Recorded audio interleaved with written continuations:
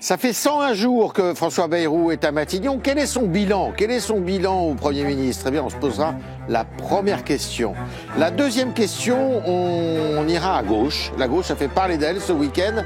Mais quelle gauche pourrait figurer au deuxième tour de la présidentielle en 2027? Et puis, quelques éléments du Rassemblement national s'apprêtent à s'envoler pour Israël. Quelle est la stratégie précisément du Rassemblement national à l'international? Ça sera notre troisième question. Vous êtes au Club Politique et nous sommes très heureux de vous accueillir comme tous les lundis à 22h.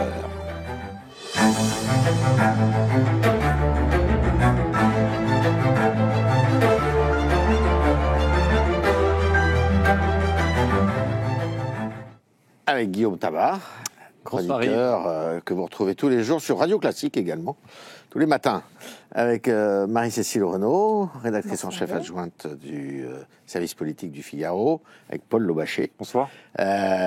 Qui nous éclaire toujours sur le Rassemblement national. Il en sait plus que tout le monde. Et puis Laure Salvin, qu'on a le plaisir d'accueillir ce soir, directrice générale de Verian. Bienvenue à vous quatre. Alors, 100 jours, c'est court à la fois. Mais 100 jours, souvent on dit que en 100 jours, c'est là où tout doit se faire. C'est là où tout devrait se faire.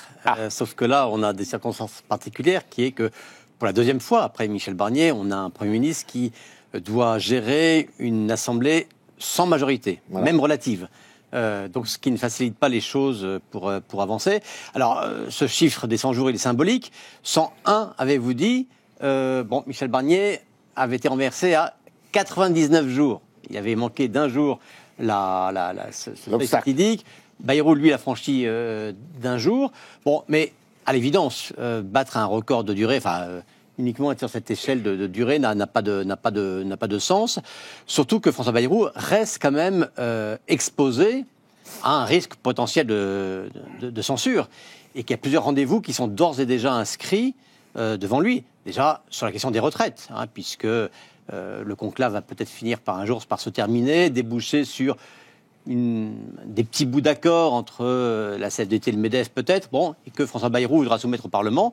C'est une échéance, et ça pourra arriver avant l'été, où bien la gauche, qui veut sa revanche sur la question des retraites, et le RN, qui est sur les mêmes positions par rapport à, notamment à la question de l'âge légal, peuvent décider de renverser le gouvernement. À la rentrée, il y aura le budget. Donc on voit que la course d'obstacles est loin d'être finie pour François Bayrou, et que entre aujourd'hui et puis le terme hypothétique de son mandat, qui est quand même la fin du mandat d'Emmanuel Macron en 2027, il sera en permanence exposé à ce risque de censure, ce qui peut être un frein à l'action, et on voit que ça l'est peut-être en ce moment, mais qui inversement, puisque de toute façon ce risque existe, il faut vivre avec, et quand on vit avec un risque, on fait comme s'il n'y avait pas le risque, et on agit.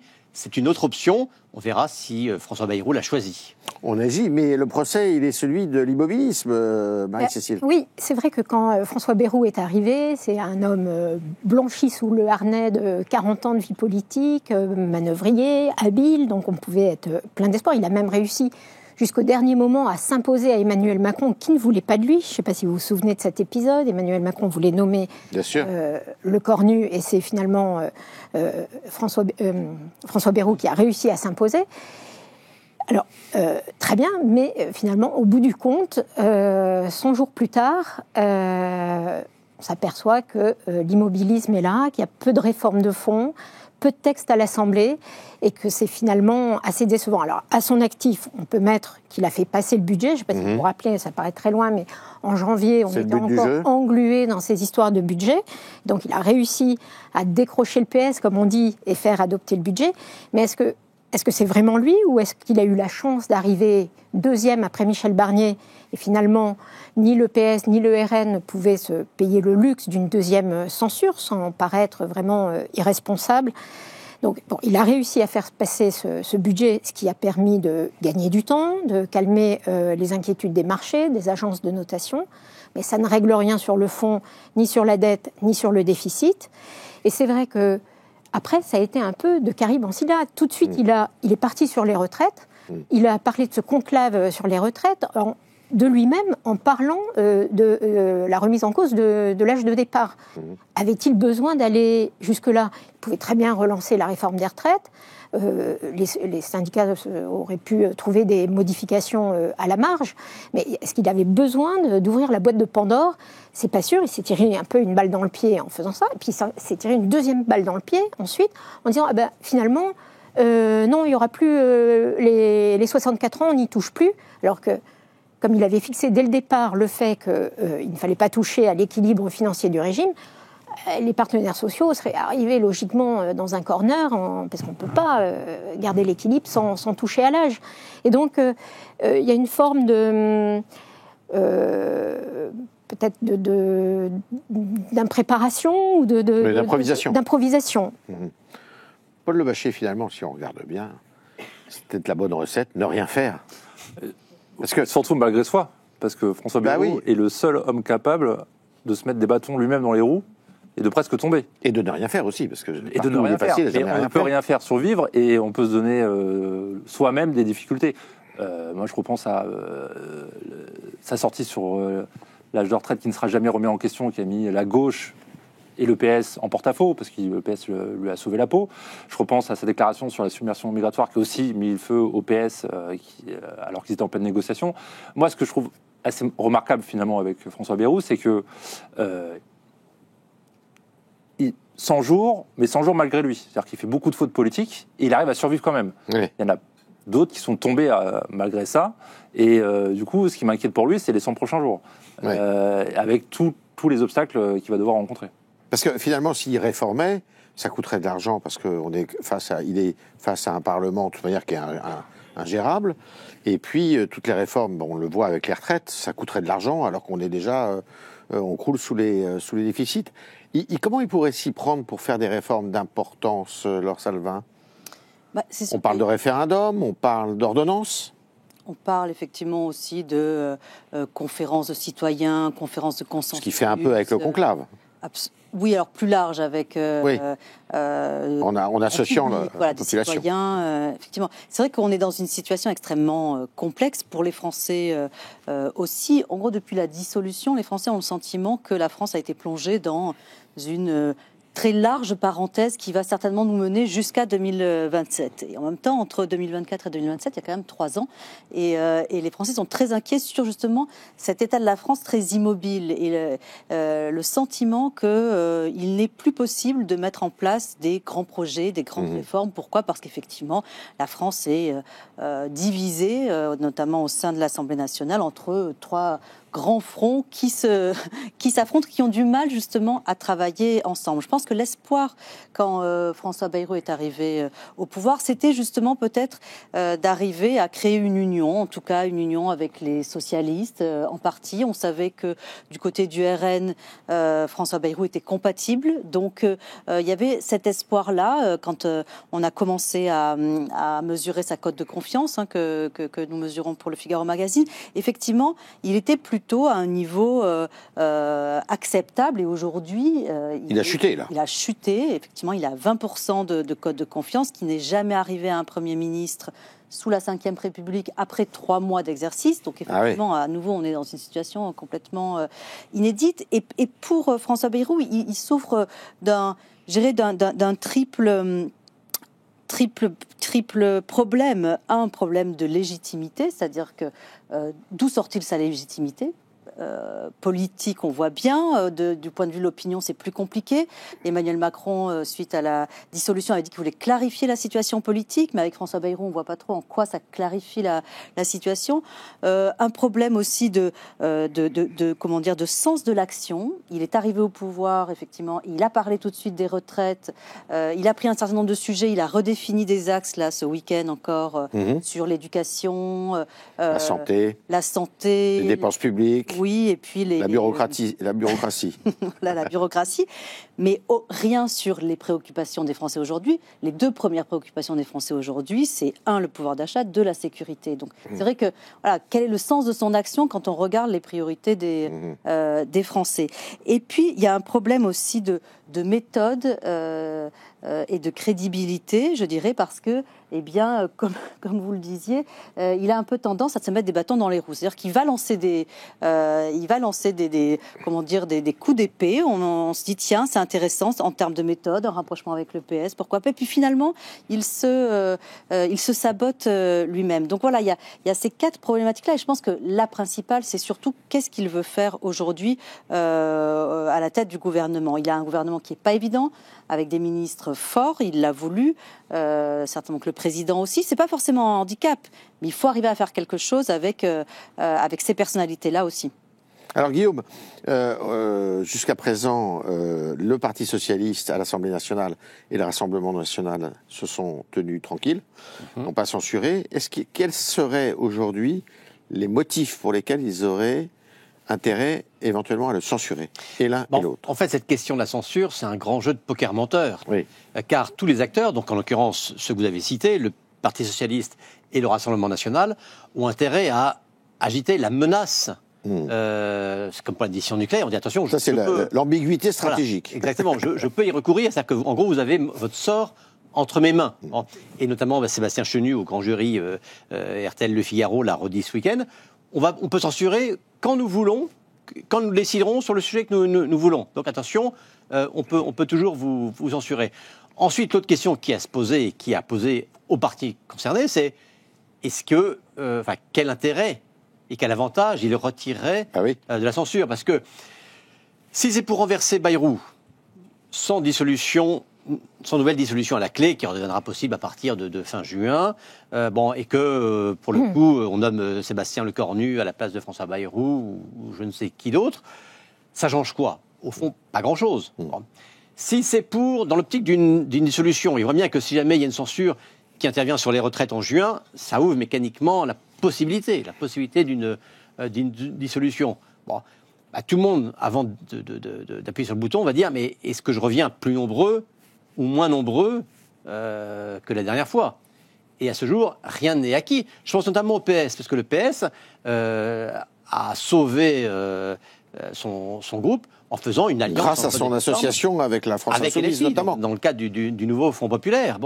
Là, depuis quelques mois maintenant, ils disent « Ah non, Mélenchon, plus jamais, il a franchi toutes les bornes de l'acceptable, on va parler peut-être tout à l'heure. » Mais, donc, la logique, c'est de dire aucune alliance n'est possible avec ces gens-là. Oui. Mais à ce moment-là, est-ce que ça veut dire est-ce qu'Olivier Faure assume que, dans sa circonscription, il aura un candidat à LFI contre lui, qui pourrait éventuellement faire un meilleur score que lui? Vous voyez, tout ça n'est pas... Et au Rassemblement national, Paul? C'est pareil. Alors, avec encore plus d'instabilité et de mystère, parce qu'il y a la date du 31 mars. Il y a la date de lundi prochain. Voilà, exactement. Qui, en fait, lundi ou mardi prochain? Lundi 31 mars. Où Marine Le Pen connaîtra son verdict dans le procès des assistants parlementaires européens du Front National. Et elle saura si elle est frappée d'exécution provisoire en cas de condamnation pour inéligibilité. Et donc, elle pourrait ne pas se représenter à une nouvelle élection législative avant tant d'années, puisque l'exécution provisoire n'est pas suspensive en fonction de l'appel. Donc là, il y a réellement un avant, un après cette date-là. Pour le RN, il y a aussi une autre question sur une éventuelle dissolution une censure et dissolution, c'est est-ce qu'il y aura une proportionnelle? Bayrou l'a plus ou moins promis. De temps en temps, on voit le sujet réapparaître dans la bouche de conseillers du Premier ministre. Moi, j'ai du mal à croire que Bayrou va le faire, parce que s'il le fait, ça sera terminé, il y aura une dissolution. S'il y a une modification du code électoral avec une proportionnelle avec prime majoritaire, pour qu'il y ait une majorité à l'Assemblée nationale, éventuellement à l'issue du législatif anticipé, c'est la mort tout de suite du gouvernement. Oui. Le PS sera libre de ne pas faire d'alliance avec le NFP. Marine Le Pen se dit, là, avec 31%, je vais forcément avoir une majorité. Donc j'ai je vais installer Jordan Bardella à Matignon, 2 ans avant, 1 an et demi avant la présidentielle. Ça peut m'aider. Uniquement s'il y a une prime. C'est une prime majoritaire. Le gouvernement travaille plutôt sur l'idée d'une proportionnelle sans prime, justement. Je pense que la discussion sera éternelle sur cette, parce que personne ne sera d'accord sur quel type de prime, s'il faut une prime ou pas de prime. Mais voilà, donc, et puis il faut penser aussi à plusieurs choses. Moi, j'ai des conseillers de Marine Le Pen qui me disent la censure, la dissolution, ça s'éloigne. Ça s'éloigne pour plusieurs choses. Les municipales arrivent et ils estiment que le PS a trop besoin d'être loin de LFI pour les municipales pour pouvoir sauver leur ville et éviter qu'ils soient de nouveau sous l'emprise de LFI, qu'ils gèrent beaucoup de mairies, ils ont besoin de fonds associatifs pour gérer les mairies, et donc il faut un budget. Et dans ces cas-là, si cette censure s'éloigne, la dissolution s'éloigne aussi, et après, on va rentrer début 2026 dans la grande séquence présidentielle. Et là, il n'y aura plus aucune question de censure, de dissolution. Donc, il y a beaucoup de conseils de Le Pen qui estiment qu'en fait, le moment est passé. Ouais. C'est trop tard, il fallait soit censurer au moment de la DPG, soit au moment du budget, encore une fois. Et aujourd'hui, ils estiment que maintenant, il faut penser présidentiel. D'accord avec ça? Pas complètement. Ah, alors. C'est eux qui pensent, c'est pas moi. La date du 8 juillet, donc c'est la date à partir de laquelle une dissolution est à nouveau possible. Et on a entendu quand même ce week-end Marine Le Pen dire « Bayrou m'énerve, ça n'avance pas, ça ne réforme pas, ça ne bouge pas ».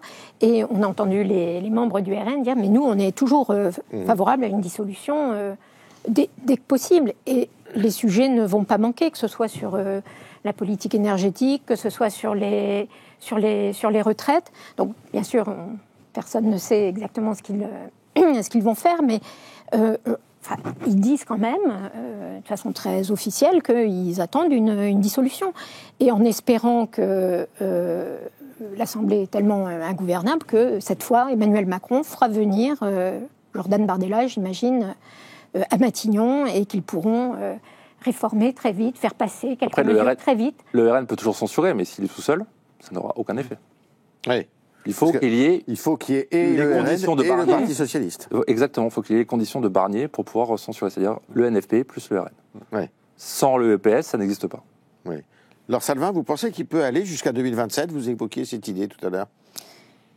Moi, je pense qu'il pourrait, et je pense que c'est ce que souhaiteraient les Français. Quand on leur demande effectivement, les Français, s'ils souhaiteraient que le gouvernement Bayrou soit renversé, vous avez juste 30% des Français qui nous disent oui, je suis favorable à un renversement de ce gouvernement. Donc, c'est-à-dire qu'il est impopulaire, mais c'est pas pour autant qu'ils veulent son départ. C'est tout le paradoxe aujourd'hui, c'est qu'il est pas particulièrement, on l'apprécie pas particulièrement, et en même temps, on a tellement envie de stabilité, et notamment au regard aussi de tout ce qui se passe au niveau international.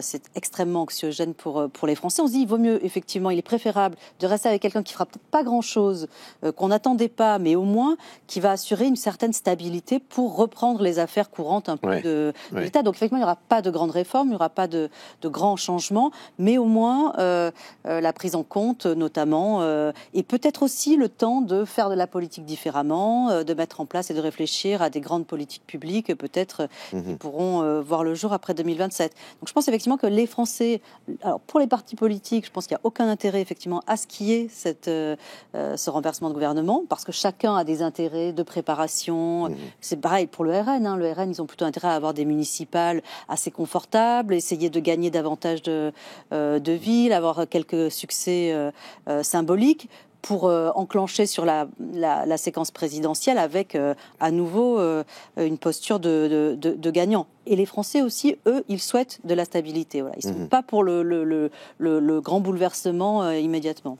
En fait, l'heure de vérité, c'est 2027. Oui, alors, c'était Édouard Philippe qui l'avait dit de manière peut-être un peu provocante, en tout cas qui avait fortement déplu à François Bayrou, en disant que rien de décisif ne pourrait se faire d'ici à 2027. D'ici à 2027. Alors c'est vrai que c'est très long, c'est-à-dire que on a encore 2 ans devant nous. Théoriquement, en 2 ans, un gouvernement peut agir, mais c'est vrai que tant que les conditions de majorité et même, j'allais dire, de légitimité ne sont plus assurées, c'est difficile.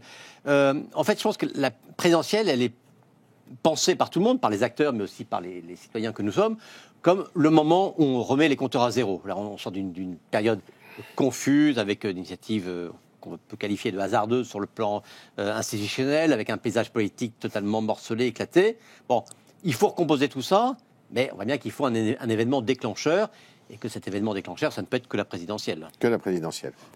Oui, un mot. Cette critique d'Édouard Philippe avait d'ailleurs piqué François Bayrou, qui a très mal pris le fait qu'Édouard Philippe dise que son programme était très faible, qu'il y avait peu de textes à l'Assemblée. Et on voit par exemple la semaine prochaine, on va reparler pour la Xème fois d'une PPL sur les déserts médicaux. Vous voyez, il n'y a pas de texte vraiment structurant et qui apporte des réformes de fond. François Bayrou doit aussi tenir son gouvernement, parce qu'on a vu, Sur la forme, il donnait une très grande liberté aux ministres. Il ne relit pas les interviews, il les laisse libres, il les juge compétents et avec l'expérience, suffisamment d'expérience pour gérer leur sujet. Mais on a vu que ça donnait aussi une forme de cacophonie gouvernementale, par exemple sur le voile dans le sport. Donc il a été obligé de faire une remise...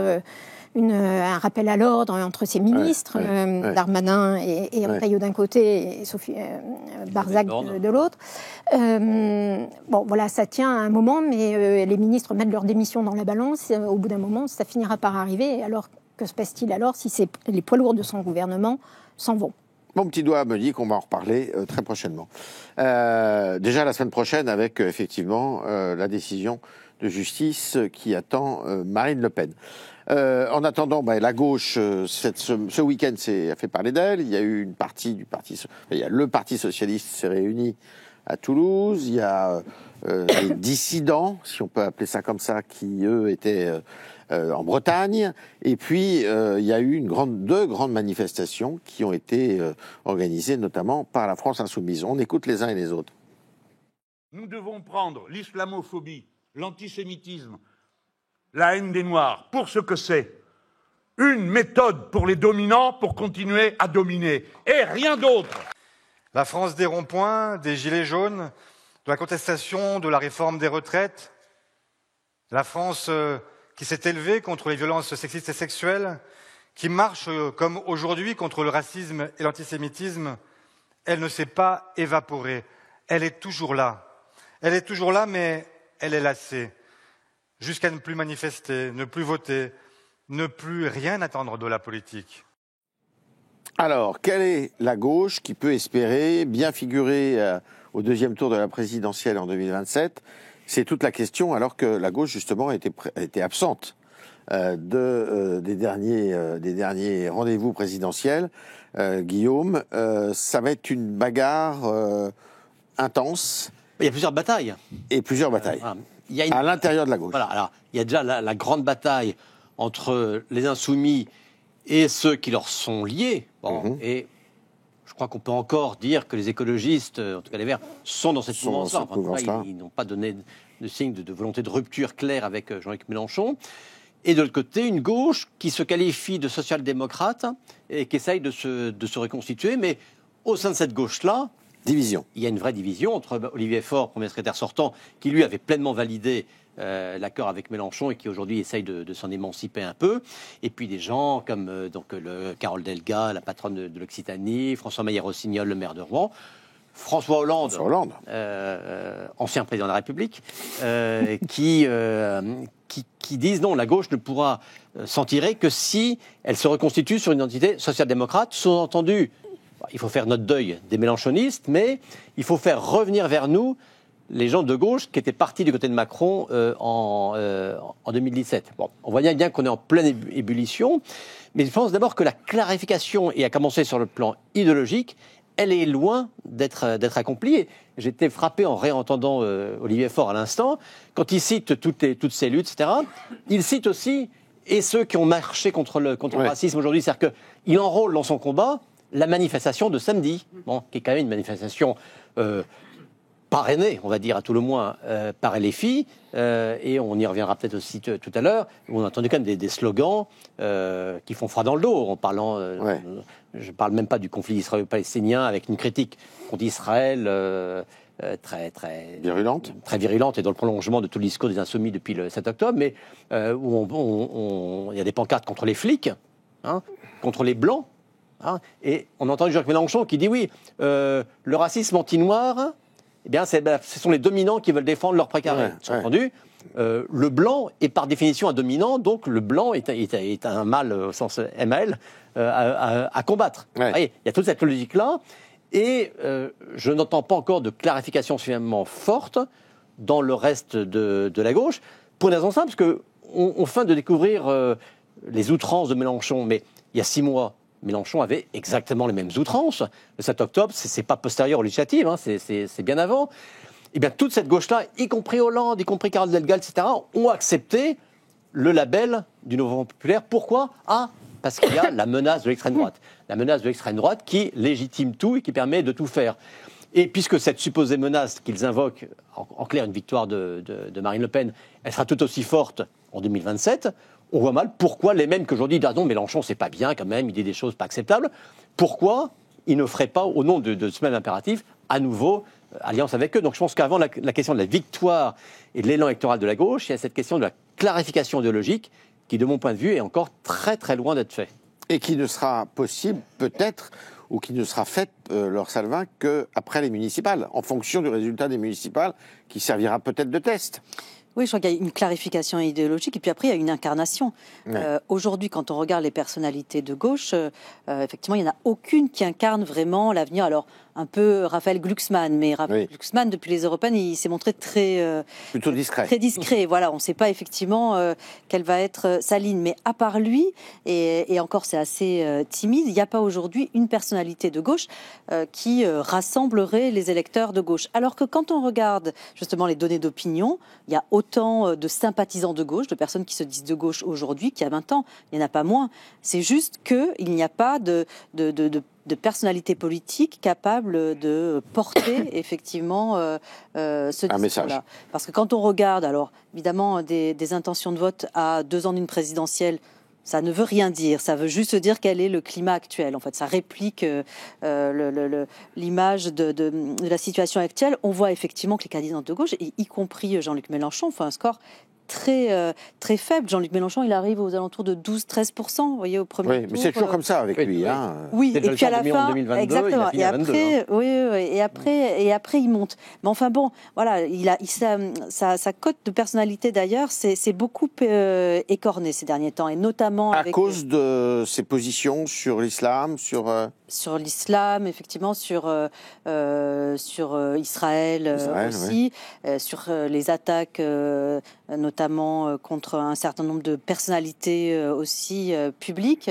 Effectivement, il y a beaucoup de soutiens qui ont dit finalement il est plus fréquentable, donc qui commencent à partir. Je pense que c'est aussi le problème pour le Parti socialiste aujourd'hui, c'est est-ce qu'on peut continuer à être l'allié d'une personnalité qui effectivement déborde entre guillemets beaucoup, qui n'est pas tellement politiquement correcte quand même.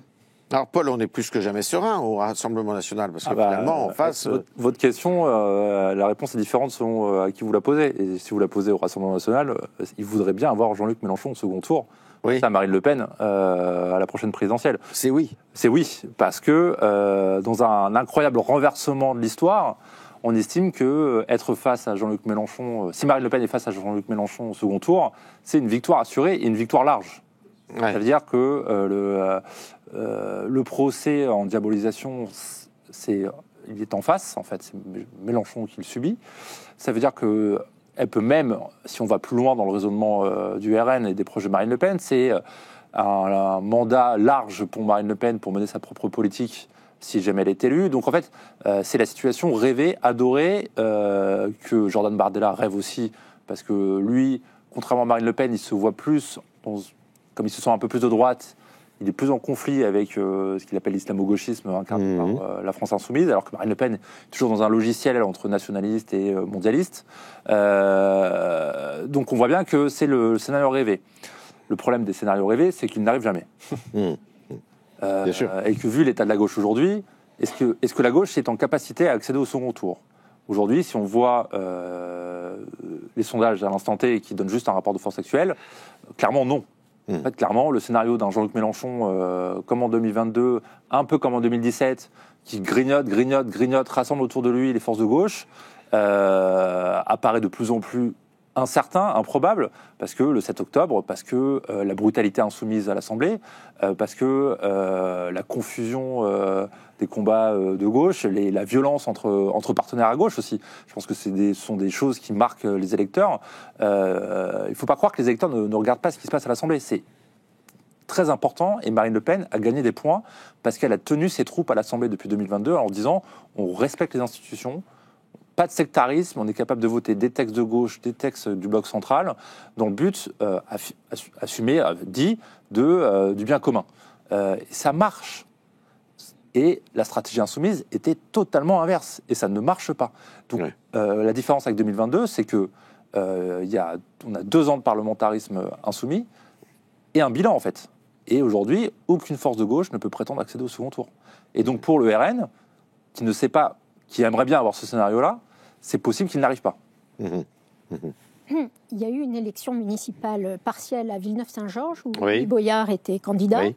Et ça a montré quand Pour même la les France limites, insoumise. pour la France insoumise, et ça a montré quand même les limites de cette stratégie, non seulement il a perdu, mais en plus il a été, ses amis lui ont tourné le dos et ont constitué un groupe sans lui.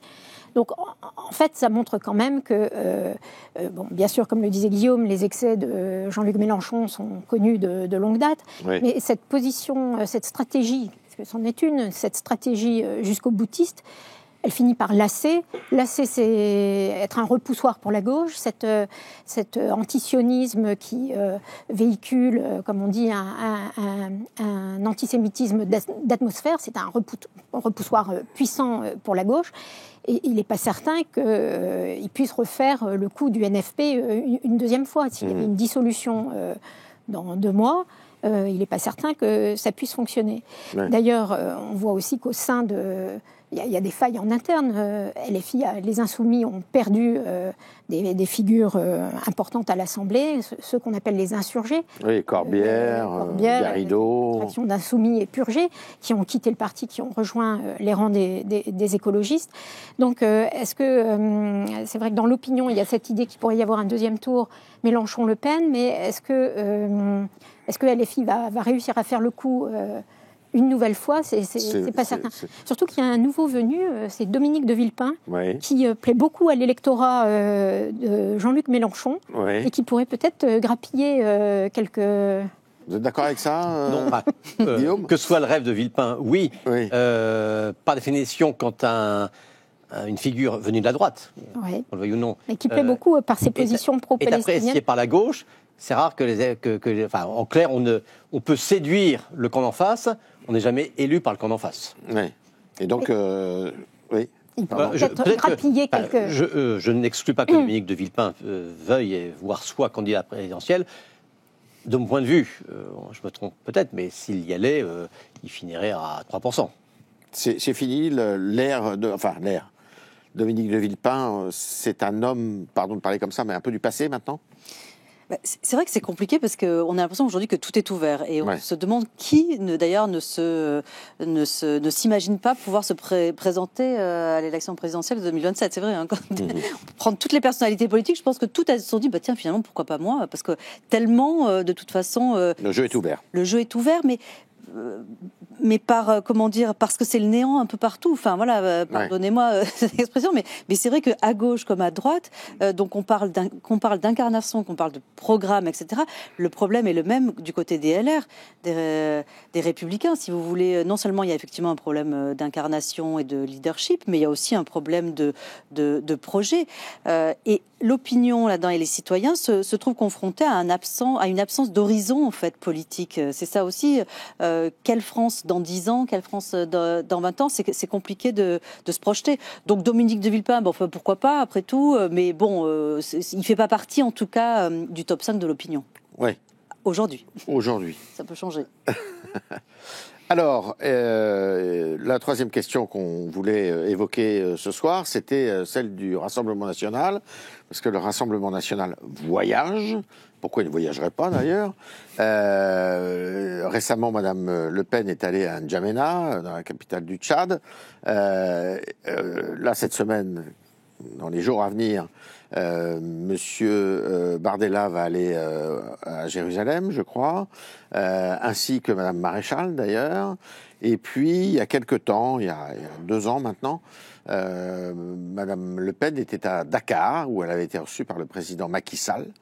Voilà, donc vers des destinations ou dans des destinations loin d'être évidentes pour le Rassemblement national à l'origine. Surtout le voyage à Jérusalem et en Israël, qui est objectivement un voyage historique pour le RN et pour la famille Le Pen, parce que Marion Maréchal Le Pen invité en plus, invité par le gouvernement israélien, par le ministre de la diaspora israélien, pour une conférence sur l'antisémitisme. Donc bon, c'est quand même un sujet assez, c'est pas une visite d'État non plus, ils sont pas voilà, mais c'est invité officiellement avec en tête du bureau du Premier ministre, en tête du bureau du ministère de la Diaspora, avec d'autres personnalités aussi européennes politiques. Dont certaines, d'ailleurs, se sont décommandées en raison de la présence de M. Bardella. Pas un voyage non plus de tout repos. Notamment Bernard-Henri Lévy. Oui. Exactement. Ce qui est, d'une certaine manière, quand c'est une première et ce genre de voyage, forcément, ça crée un peu de choc. En tout cas, c'est 15 ans de travail qui voient enfin un résultat tangible pour le RN, puisque Marine Le Pen, il y a 15 ans, en février 2011, devient présidente du Front National à la suite de son père, et avec son compagnon de l'époque, Louis Alliot, décide d'engager ce qu'on appelle la stratégie de la dédiabolisation, qui n'a qu'un seul but, c'est de faire comprendre à la communauté juive de France que, en fait, le FN n'est pas antisémite. C'était un gros travail à l'époque. Et 15 ans plus tard, voilà enfin le dauphin invité, pas Marine Le Pen, le dauphin invité et président du RN invité. Pourquoi pas elle d'ailleurs?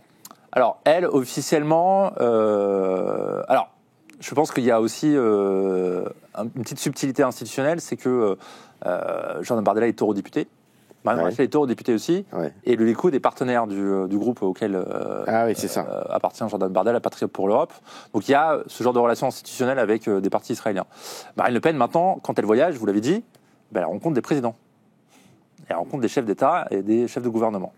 Parce que quand on est candidat à l'élection présidentielle, on estime qu'on ne peut pas juste faire du tourisme, on fait de la politique, et de la haute politique. Et donc, c'est un peu l'excuse officielle au RN. Il n'y a pas eu d'invitation officielle non plus, mais je pense que si elle avait été réellement invitée, elle y serait allée, vu le symbole. Guillaume, c'est important pour le Rassemblement national encore peut-être davantage, parce que ça les sort effectivement d'une diabolisation, mais ça passe par l'étranger, une campagne électorale aussi. Oui, alors je pense que les deux questions sont un petit peu de nature différente. Elles sont toutes les deux importantes et décisives pour le RN. Sur le voyage à Jérusalem, je pense qu'on est le prolongement ou l'aboutissement de ce qu'avait été une vraie rupture historique, pour le coup, chez nous, avec la fameuse manifestation contre l'antisémitisme. À laquelle ils avaient participé. Voilà, donc je ne sais plus la date exacte, mais qui était Novembre 2023. En réponse à ce qui s'est passé le 7 octobre en Israël, avec les attaques du Hamas, où non seulement le RN avait voulu participer à ces manifestations, mais où il avait été accueilli. Alors accueilli, l'organisateur n'a pas voulu qu'ils soient au premier rang. En tout cas, ils étaient présents là où LFI s'était démarqué. Il y a une sorte d'inversion des choses, et je pense que il y a une victoire symbolique qui était forte à ce moment-là. Et ce qui se passe aujourd'hui est la prolongation. Alors, il ne faut pas en diminuer l'importance symbolique. En même temps, j'allais dire, cette question du soupçon d'antisémitisme au RN, etc., à mon avis, ça reste un débat des politiques, et notamment des adversaires du RN, un débat un peu médiatique, mais ça n'est pas un débat pour les électeurs.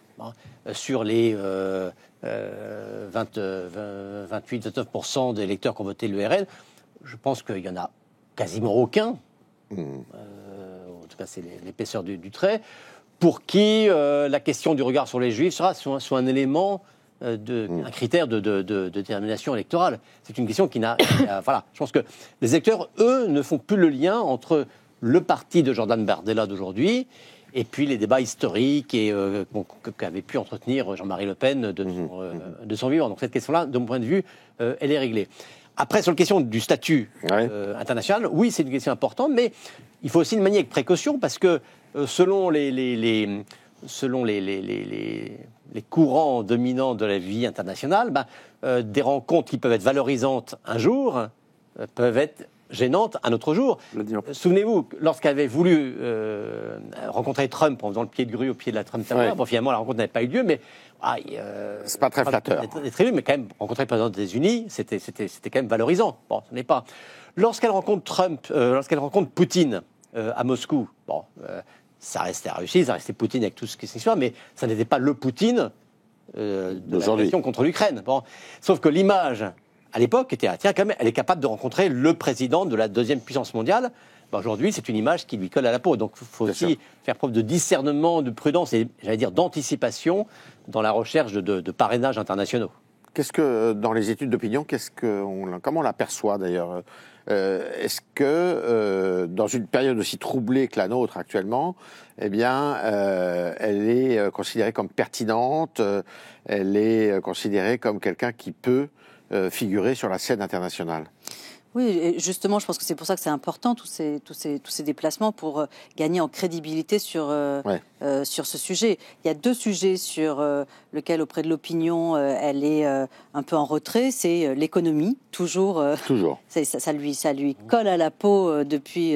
Ses engagements anti-européens. Oui, et même depuis le débat avec Macron, où vraiment là, elle a montré des faiblesses. Voilà. Donc l'économie et les relations internationales. En fait, la question que se posent aussi les Français aujourd'hui, c'est qui va être capable de négocier, tenir tête le cas échéant, trouver des liens avec l'international dans un contexte où effectivement on est particulièrement agressé. Là, l'allocution du président qui insiste effectivement sur ces efforts de réarmement, efforts de guerre, efforts de paix, enfin selon comment on l'approche, c'est quelque chose qui impacte fortement l'opinion. Et je pense qu'un des sujets qui va se poser lors de la campagne présidentielle, c'est effectivement qui sera suffisamment puissant pour représenter la France, compter sur la scène internationale. Pour les Français, c'est marrant d'ailleurs parce que quand on regarde par rapport à d'autres pays européens, quand on regarde avec des enquêtes européennes, en fait, on voit que les Français sont très attachés à la fierté nationale et à la fierté de la place que la France a pu avoir à un moment donné au sein du paysage international. Aujourd'hui, cette place, elle est largement écornée. Et ce qu'attendent les Français aussi, c'est que justement, la France reprenne un peu cette place de premier plan. Alors moi, ce qui me frappe, c'est que quand on la compare, par exemple, avec Giorgia Meloni, qui a réussi à remettre l'Italie au cœur du jeu européen, à peser sur la scène internationale, Marine Le Pen, pour le moment, elle n'a pas encore réussi ça.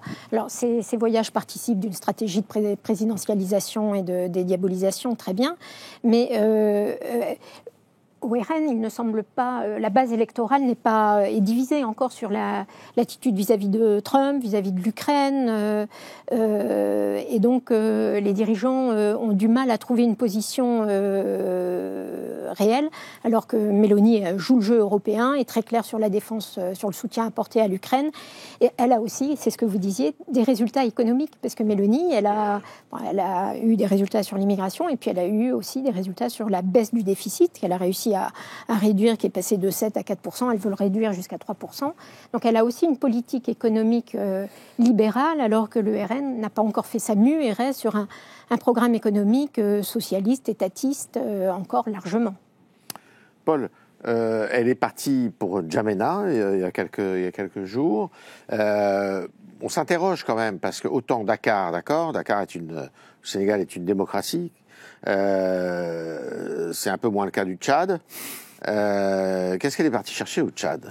Je pense qu'il y a une... Ça a fait polémique d'ailleurs. Ça a fait polémique. Et là, on voit bien que parfois le RN et Marine Le Pen font preuve un peu de naïveté ou de candeur. Je pense que déjà, il y a en réalité très peu d'invitations de gouvernement ou de chef d'État à Marine Le Pen, qui est quand même encore assez isolée sur la scène internationale, de par l'histoire du RN. C'est toujours un peu compliqué, mais mine de rien, on estime que pour les électeurs, c'est fini l'antisémitisme, mais le parti a une histoire. Et au niveau des relations internationales, c'est compliqué. En plus, elle n'est pas encore chef d'État, etc. Je pense que il y avait une envie de se comparer à Macron, qui, alors qu'en plus les militaires français venaient de quitter le Tchad, donc il y avait une envie de... C'était ça la symbolique. Voilà, la symbolique, c'était de se dire ce que Macron a détruit, nous on est là pour le reconstruire. Et c'est un peu comme ça que je pense qu'il faut voir les prochains voyages que fera Marine Le Pen dans les mois à venir ou jusqu'à la présidentielle, c'est d'essayer de créer cette idée que Macron c'est fini, je suis là pour prendre le relais. Un peu d'anticiper le second tour avant qu'il arrive, toujours un peu dangereux. Voilà. Mais et pour rebondir sur ce que disait Marie-Cécile, qui a tout à fait raison, je pense qu'aujourd'hui la principale menace de Marine Le Pen dans l'ordre du monde, par rapport à l'ordre du monde qui change à une vitesse grand V, c'est sa distance ou sa proximité avec les deux grandes superpuissances aujourd'hui, les États-Unis et la Russie.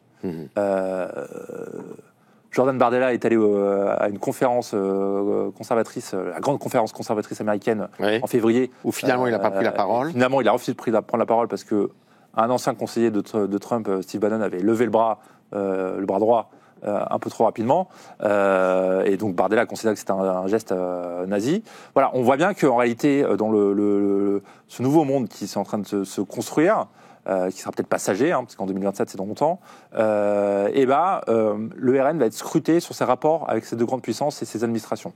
Est-ce qu'ils sont proches de Trump, comment ils perçoivent Trump? On voit bien qu'il y a une prudence très très forte de la part de Marine Le Pen, et tous ces lieutenants en fait ne parlent jamais sans autorisation de Marine Le Pen de ça, même Jordan Bardella, qui a une prudence de ne pas insulter, de ne pas critiquer, mais de ne pas aussi favoriser, en tout cas de donner des points à Trump, encore moins à Poutine en ce moment, mais on voit bien qu'il y a en tout cas une ligne de crête stratégique. Ça lui plaît parce qu'elle estime que c'est le retour des nations, de l'État-nation en fait, sur la scène internationale, le bouleversement de la mondialisation. Je ne suis pas sûr qu'elle soit très fan de l'OMC, donc en fait Trump qui impose ses frais douaniers comme il le veut, ça lui plaît aussi parce qu'elle se dit moi c'est ce que j'ai envie de faire aussi parce que je suis complètement souverainiste. Cette espèce de révolution par rapport à l'État, comment on démantèle un État, comment on reconstruit un État, comment on change les administrations. Il ne faut pas nier cette envie au sein du RN, où le populisme est très fort. C'est ça le populisme en fait. C'est quand on arrive, on met à bas le système, on en crée un autre. C'est ça. Et on voit bien qu'il y a une observation, une attirance, une observation de ces méthodes-là, et en même temps, ils savent bien, parce qu'ils lisent les sondages, que les Français n'aiment pas ça. Et ça, c'est tout le paradoxe, le paradigme dans lequel il va devoir évoluer jusqu'en 2027. Si Trump échoue, ou si ça se passe très très mal, et que la situation se dégrade, malgré elle ou à cause d'elle, elle va être tenue responsable, en tout cas elle va être associée à ça. Et par exemple, l'élection de Trump en 2016, je pense que ce ne l'a pas favorisé pour 2017. C'est toujours à double tranchant. Eh bien, maintenant, c'est l'heure de notre séquence coup de cœur, coup de griffe. On va commencer par vous, Laure. Qu'est-ce que vous nous avez réservé en coup de griffe et après en coup de cœur? Alors, coup de griffe, eh bien, aujourd'hui s'ouvre le procès pour un nouveau féminicide, et c'est un peu mon coup de griffe. Je me dis, bon, voilà, on arrive encore à faire des procès sur des féminicides, et avec toujours les mêmes ingrédients, avec effectivement comme une histoire qui se répète, des alertes. Donc lui, c'est Mounir Bouta. Ouais. Des alertes, des plaintes, des mains courantes déposées, etc. Et pourtant, une histoire qui se termine de façon dramatique. Et ce qui est, je trouve, assez douloureux dans cette histoire, c'est notamment le regard des autres et le poids des a priori et des préjugés des proches de Mounir, justement, qui, s'ils n'agissaient pas, allaient être dévalorisés auprès de ses proches. En gros, voilà. Ouais. Et je me dis, bon, on en est encore là, c'est triste. Coup de cœur. Coup de cœur. Alors, coup de cœur pour François Bayrou et quand même, il fait des choses bien. Eh ben oui. Et son débat sur qu'est-ce qu'être français. Je trouve que c'est bien dans une période. C'est très explosif, évidemment, c'est très dangereux, mais en même temps, je trouve que c'est assez légitime de se poser la question aujourd'hui, dans un climat de perte de repères généralisée. Qu'est-ce qui fait qu'on est français et qu'est-ce qui nous lie à l'État? Je trouve que c'est intéressant. Voilà, donc, oui, mais ça débouche sur quoi? Déjà, ça peut déboucher sur un sentiment d'appartenance et de confiance en l'avenir plus fort pour les citoyens. Et je pense que c'est... Alors, il va falloir le mener avec habileté, ça va être très compliqué, mais je trouve que sur le fond, c'est plutôt une bonne chose. Il n'y a pas de date de lancement pour le moment encore. Non. Il a juste cité dans la lettre qu'il a envoyée au président de groupe, pour fixer son ordre du jour des semaines et mois à venir, il a inscrit quand même le lancement de ce débat. C'est dans les semaines à venir. Guillaume. Alors moi, mon coup de griffe, je voudrais revenir sur la manifestation antiraciste de samedi, non pas pour critiquer l'antiracisme, mais pour critiquer l'hypocrisie des insoumis qui, précisément, se servent de cette cause alors qu'ils sont eux-mêmes les agents de tension et se font, comment dire, les relais ou les agents d'un antisémitisme d'un nouveau genre. Je trouve qu'il y a beaucoup d'hypocrisie dans tout cela. Et ça me rappelle vraiment, vous savez, pendant le temps de la guerre froide, le Parti communiste qui organisait des grandes manifestations, le mot d'ordre, c'était pour la paix et contre le fascisme. Et en fait, c'était le paravent d'un alignement total sur Moscou dans sa plus grande période. Vous voyez, c'est toujours le même système d'inversion des valeurs en quelque sorte. Et mon coup de cœur, c'est pour un livre qui paraît cette semaine, qui est une biographie de Michel Poniatowski. Mais si je prends ça comme coup de cœur, c'est parce que le personnage est intéressant. Très proche de Valéry Giscard d'Estaing. C'est celui qui a construit la carrière de Giscard, qui l'a porté au pouvoir, dont il était ministre de l'Intérieur, mais après qui a connu une forme de disgrâce. Voilà, c'est grandes amitiés qui se finissent dans la brouille. Mais si c'est mon coup de cœur, c'est plus en raison de l'auteur, Maxime Tandonnet, que l'on connaît bien, que les lecteurs et sans doute les téléspectateurs du Figaro aussi connaissent bien. Je pense que vous l'avez accueilli sur ce plateau même. Maxime Tandonnet était un très brillant essayiste, connaisseur de la vie politique, qui a toujours aussi une certaine compréhension pour ce qu'on pourrait un peu appeler les parias ou les oubliés de la vie politique. Il a fait une très belle biographie d'André Tardieu, de Georges Bidault. Voilà. Et Maxime Tandonnet est mort de manière brutale il y a quelques mois. Donc ce livre est un livre posthume. Il avait eu le temps de le terminer, mais voilà, il n'en verra pas la parution.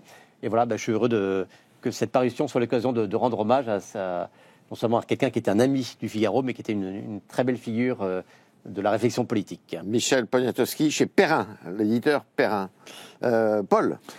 Coup de griffe, c'est un peu le même que Guillaume. J'inverserai la charge, je dirais, notamment par rapport à la publication de cette fameuse affiche par LFI de Cyril Hanouna. Moi, ce que je ne comprends pas, c'est pourquoi en réalité LFI a été accepté dans ces manifestations. En fait, c'est ça la vraie question. Comment les grandes...